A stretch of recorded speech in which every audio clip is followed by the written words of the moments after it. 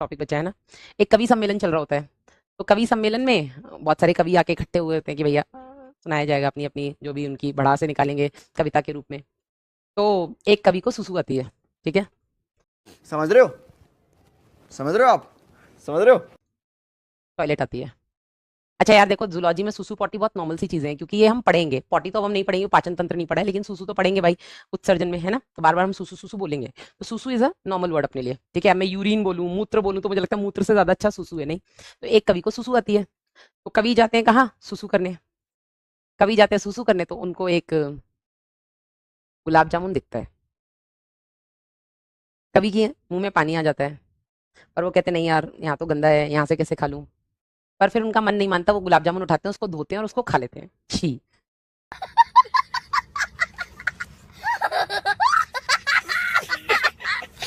यहाँ पे थोड़ा छी वाला फैक्टर है, ठीक है, पर वो खा लेते हैं, धो के खाते हैं, ठीक है। फिर वो जाकर के वापस से सम्मेलन में बैठते हैं। जब वो सम्मेलन में बैठते हैं, तो कवियां, मतलब सारे कवि अपनी कविताएं सुना ही रहे होते हैं। तो एक कवि अपनी कहानी, मतलब जो कविता सुना रहे थे, उनका टॉपिक होता है तेरी माँ को बता दूंगा। क्या होता है, जल्दी बताओ।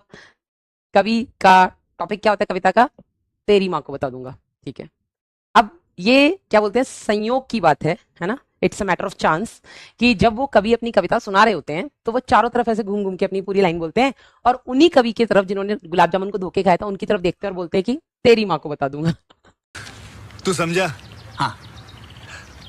नहीं, तू समझा नहीं।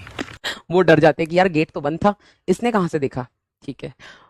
कोई बात नहीं, फिर वो कहते अपने आप को समझाते हैं और फिर बैठ जाते हैं। इसकी बात बेटा, वो जो कवि अपने पोयम बोल रहे होते हैं, वो फिर इधर उधर देख के अपनी पूरी कविता बोलते हैं, फिर उसी कवि की तरफ देख के बोलते हैं कि तेरी माँ को बता दूंगा।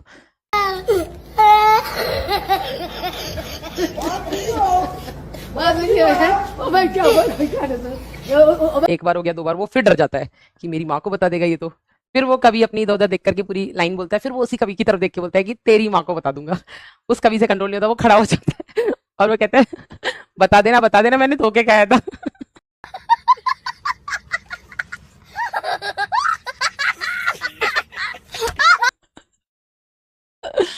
तो ये जोक जब मैंने तब सुना था,